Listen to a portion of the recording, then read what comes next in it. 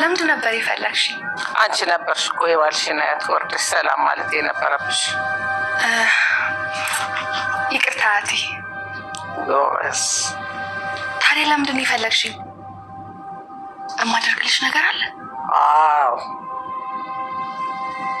ግን ለማውራት መዘግየት ፈለግኩኝ።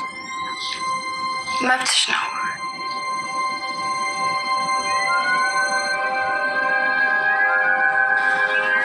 አንቺ ሴትዮ ከስራዋ ብዛት ሳልፈልግ ዝምተኛ ልታደርገኝ ነው። ስሚ ጄሪ፣ የኔ ወሬ መቆየት የሚያቆያቸው ነገሮች አይጠፉ። ናይ ወደ እኔ ክፍል ነይ።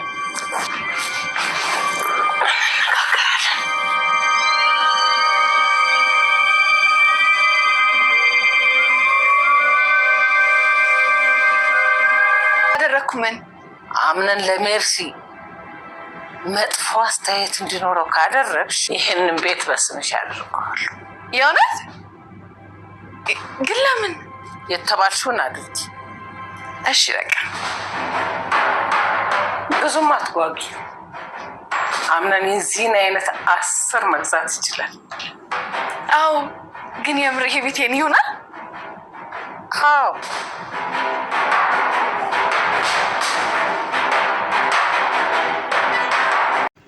ጄሪ ፈተና መጥቶባት ትገኛለች።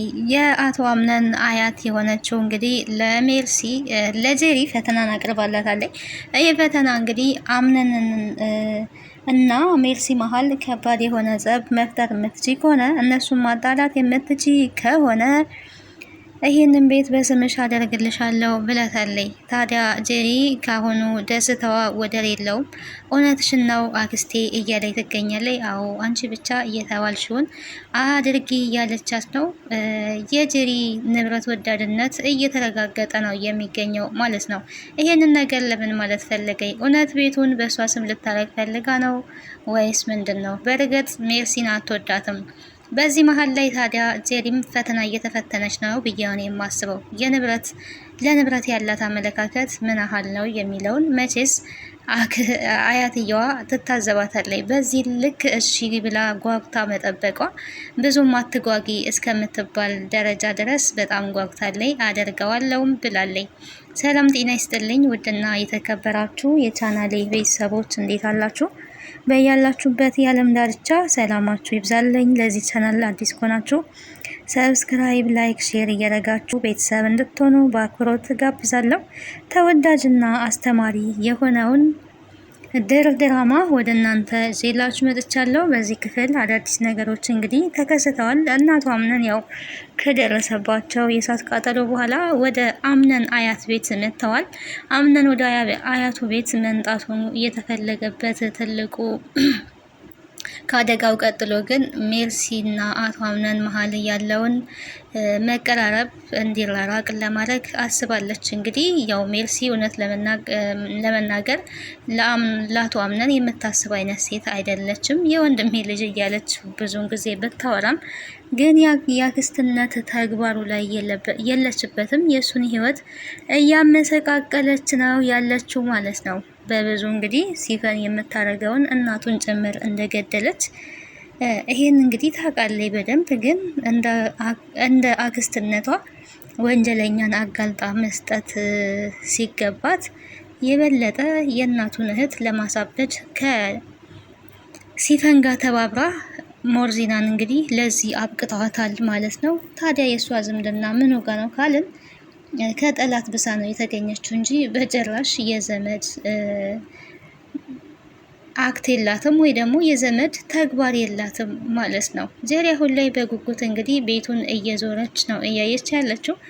ይሄን ነገር ታዲያ እንዴት አርጋ ታከናውነዋለች ካልን ከሜርሲ ጋር ሌላ ከባድ ችግሮች ልትገባ ነው ማለት ነው። ሜርሲ በጄሪ ላይ መረጃ ይዛባታለች። እንዴት አድርጋ ነው ከአቶ አምነን ጋር ልታራርቃቸው የምትችለው? አምነንስ እውነት ጄሪ የምትለውን ነገር ሰምቶ ከሜርሲ ጋር ይጣላል ካለን የማይሆን ነገር ነው። ምክንያቱም ለጄሪ ብዙ ሪስፔክት የለውም። ሚስት ትባል እንጂ የሚስትነት ቦታ ወይ ደግሞ ትክክለኛ የሚስትነት ጊዜ የሚስትነት ሰዓት እየተሰጣት አይደለም። ከሷ ይልቅ እሱ ለብሌን ነው ጊዜ የሚሰጠው። ያለችውን ጊዜ ከብሌን ጋር ነው ማሳለፍ የሚፈልገው። ከብሌን ጋር ሲሆንም ነው ደስተኛ እንደሆነ እየተናገረ ያለውና ይህን ነገር ታዲያ ጄሪ እንዴት ትወጣዋለች? ካሁኑ ግን ቤቱ የኔ ይሆናል በስሜ ይሆናል የሚለው ነገር ትልቅ ነገር ሆኖባት እያስደሰታት ነው። ዞራ እያየች ያ ቤት ብዙም ደስ አላለኝም ነበረ፣ እንኳንም ተቃጠለ፣ የተሻለ ቤት በስሜ ሊሆንልኝ ነው ማለት ነው፣ ይሄ በጣም ያምራል፣ ትልቅ ነው እያለች እንግዲህ እየጎበኘችው ነበር ማለት ነው። ሙስጠፋ እንግዲህ ሲፈን ባደረገችው ነገር የተጸጸተ ይመስላል። ምክንያቱም የሆነ ነገር ስታደርጊ ቢያንስ ለምን አታማክረኝም? የማይደረግ ነገር ዝም ብለሽ ታደርጊያለሽ ወይ? ማድረግ አልነበረብሽም ነገር እያላት ነው። ምክንያቱም ሙስጠፋ አሁን ላይ አቶ አምነን እያሳዘነው ይመስላል። አቶ አምነን እንግዲህ ባልሰራው ምንም ባላወቀው ዋጋ እየከፈለ ነው የሚገኘው። ይሄ ደግሞ የሆነው እንግዲህ እናቱ መጀመሪያ ላይ ባደረገችው ጥፋት እንጂ ሌላ ያጠፋው ጥፋት ኖሮ አይደለም። የእናት ዕዳ ለልጅ ሆኖበት ዋጋ እየከፈለ ይገኛል ማለት ነው። እስከ መቼ እንግዲህ በዚህ ሁኔታ እንደሚዘልቅ ባናቅም አቶ አምነን ያለበት ችግር ከምንም በላይ ከባድ ነው። ቃልም እንግዲህ ይሄ ነገር መነሻው ምንድነው እያለ እየጠየቀ ይገኛል። ምንድነው መነሻው? የአቶ አምነን ምላሽ ግን መነሻው ቢታወቅ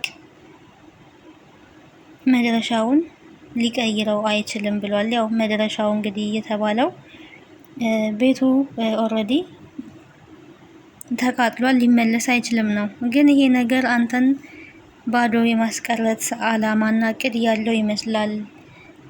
ነገሮችን አስተውለክ እየተመለከትክ ነው ወይ ብሎታል ቃል። እውነት ነው። አቶ አምነን ነገሮችን እየተመለከተ ከሆነ በጣም ከባድ ችግሮች እየተፈጠሩ ነው የሚገኙት ማለት ነው። ከእለት ወደ እለት የባሰ ነገር ነው እየመጣበት ያለው። አንዱን ተወጣው ሲል አንዱ ይቀጥላል፣ አንዱን ተወጣው ሲል አንዱ ይቀጥላል እና ይሄ ከባድ ነገር ነው ለሱ። ኋላውን ማጥራት አለበት። መጨረሻውስ ምን ሊሆን ይችላል? መቼስ ቤት እስከ መቃጠል ደረጃ ደርሶበታልና መጨረሻው ምን ይሆናል የሚለው ነገር አሳሳቢ ነው። እስከ መቼስ በዚህ ሁኔታ ይቀጥላል?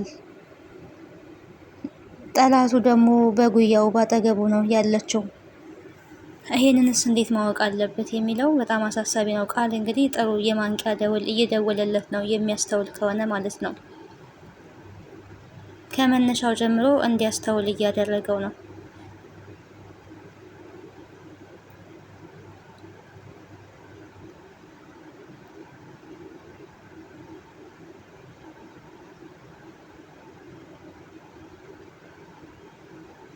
ቤሌን እና ጄሪ በተወሰነ መልኩ እንግዲህ ተግባብተዋል። እንዴት ተግባቡ የሚለው ነገር ባይታወቅም አሁን ላይ ቤሌን የአቶ አምነን ውሳኔ ምንም ግራ የገባው ነገር ነው። ምንም እየወሰነ አይደለም። አሁንም ቤሌንን የራሱ ለማድረግ እየዘገየ ነው እና አንዳንድ ጊዜ ታዲያ በእጅ የያዙት ወርቅ ከመዳብ ይቆጠራል የሚባል አባባል አለና ይመስለኛል ቤሌን የሆነ ተስፋ መቁረጡ ላይ የደረሰ ትመስላለች። ብዙ እየጠበቀችው ነው፣ በብዙ እየታገሰችው ነው። አምነን ግን እዛው ነው በቃ ነገሮችን አስተካክላለሁ ብሎ ነበር ከዚህ በፊት እንግዲህ ካስታወሳችሁ በልጄ ልጄ ነው እንጂ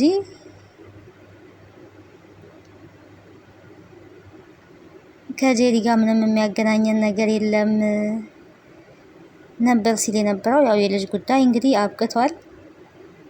አሁን ደግሞ ወስኑ የራሱ ሊያረጋት አልቻለም። ገና ዝም ብሎ ያው በእርግጥ አሁን ያለበት ሁኔታ ከባድ ነው። በአምነት ላይ መፍረድ አይቻልም።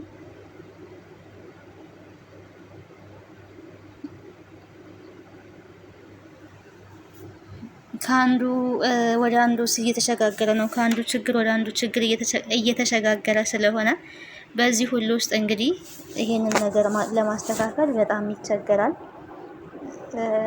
አሁን ላይ ቤተሰቤን ከመጠበቅ ውጪ ምንም የማስበው እና ምንም ላደርግ የምችለው ነገር የለም ብሎ ተናግሯል። እንግዲህ በባለፈው ከጻፊው ጋራ ልብህ የሚልህን ነገር አድርግ፣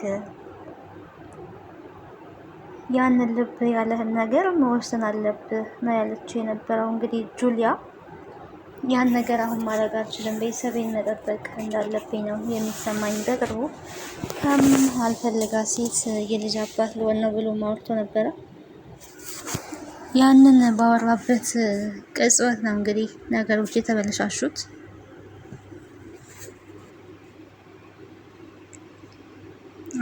አሁንም እስከ መቼ እንደዚህ እንደሚቀጥል እንግዲህ ልናውቅ አንችልም ማለት ነው።